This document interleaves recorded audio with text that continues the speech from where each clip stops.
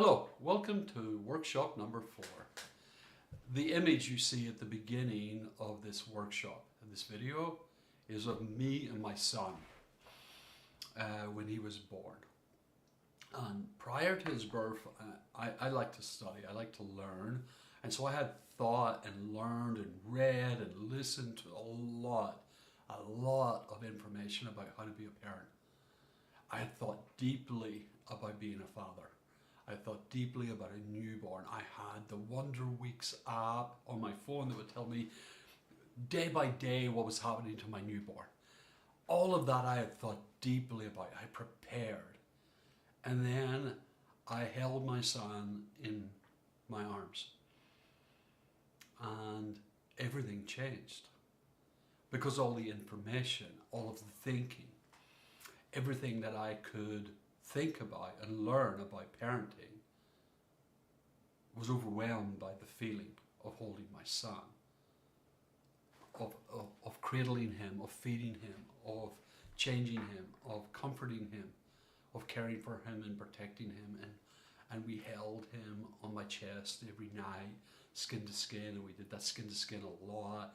And my son is adopted, so we were bottle feeding, so I fed as much as my wife. There is this deep somatic bond with my son.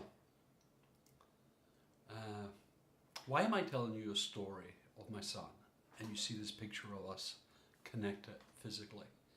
Is I was asked a question by someone who had purchased my leadership, Self-Guided. They had said, I noticed that there was, what do you think about it, or what will I do about it, as the two options for subconscious approach to setting a goal. Why is there not what do I feel about it? It was a wonderful question. I replied to that person and said, oh, it's because it's feeling is somatic, and what you're dealing with in my leadership as part of the My Success program is subconscious awareness. It is about increasing your awareness of how your subconscious impacts your reactions, and that you, with an expanded awareness, can predict what's coming around the corner. You can see around the corner, as it were, about how you think, and that reaching back and activating your subconscious, there are some predictable outcomes because of that.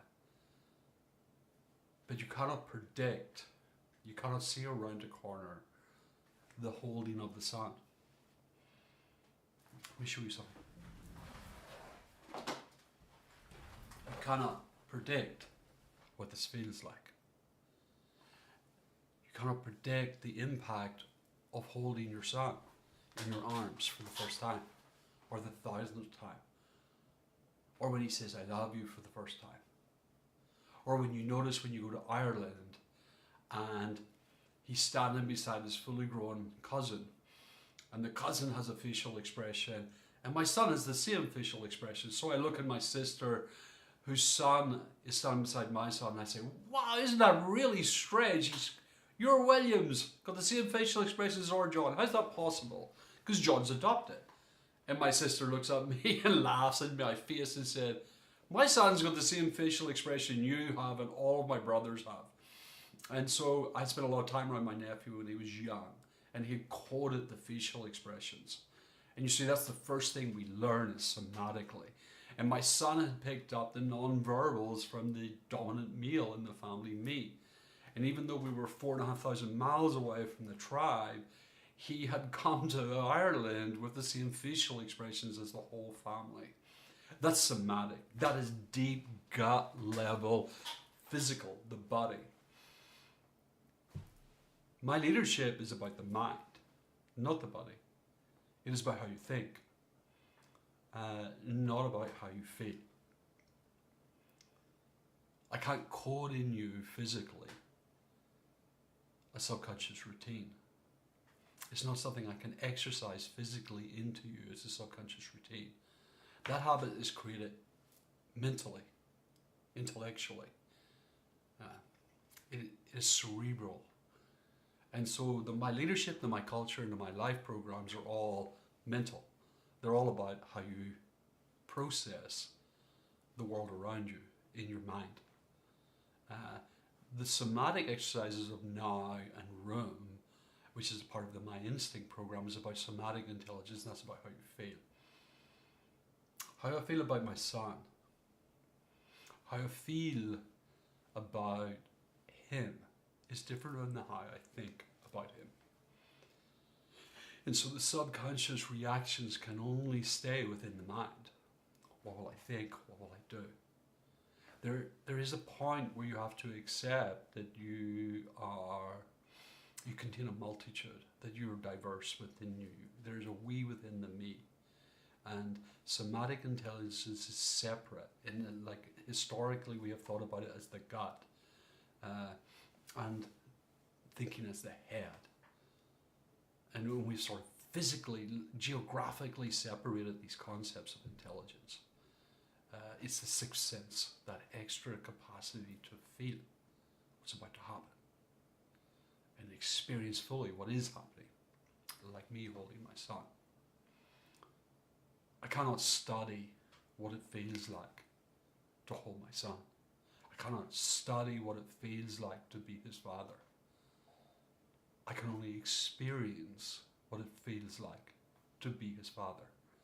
I cannot hand you that experience or transmit it to you with words. I can explain to you what it feels like to be a father. I can explain to you that I was 43 years old. I had lived in 2 continents. I had this extraordinary life. The fact that I was still alive at 43 was deeply improbable. I can explain to you why the man holding that child was overwhelmed, because I couldn't have biological children. And my wife and I had to adopt John. And we traveled from Europe to America, because in Europe I wasn't allowed to adopt after 40, but in America I could. And I can explain all of that information to you, and you will instinctively reach back and think, what do I think about that if I have to do something? Or what will I do about it if I have to think about something? You see, information or application is a mental process. Somatic, what I feel about it, that's a somatic process. That's the body, not the mind. I can explain to you all of the detail in the picture. I can explain to you all the detail in the picture that you might activate your mind, reflect on how that applies to you, and even integrate some of the explanation into your own lived experience. But you cannot experience what it is to be alive at 43, surviving what I have survived, to be gifted with a wife like my wife, and then for us to have a son. The improbability of that is beyond explanation. The gut deep response to having a son is something I feel, not something I know. Being a father is something I feel, not something I know. I cannot add somatic to subconscious. That is about attention, not awareness. It's the thing of the mind, subconscious. The feeling is the thing of the body, the somatic. Our programs are complex, and yet within that complexity, I hope we have done enough work to be able to lay this out to you that you can feel this. Within you, have an equivalency that you go, oh, I feel something here. And this is where activation, reflection, and integration come into play. There's a collision narrative. I'm alive at 55. I just turned 55 yesterday. I'm alive. I have a son. He's 11 years old. I have felt what it means to be a father for 11 years. He said in a card, I love you, which he doesn't say out loud anymore, very rarely. And this morning, dropping him off at school for the first day of the year, he said to me, I could just say woof woof daddy, and that would mean I love you. And I says, I love you, my darling. And he says, woof woof. I can explain to you all that it means and what I think about and the information and application of woof woof. But I cannot give you the experience, the feeling of my son saying, woof woof. I have I've held him in my hands.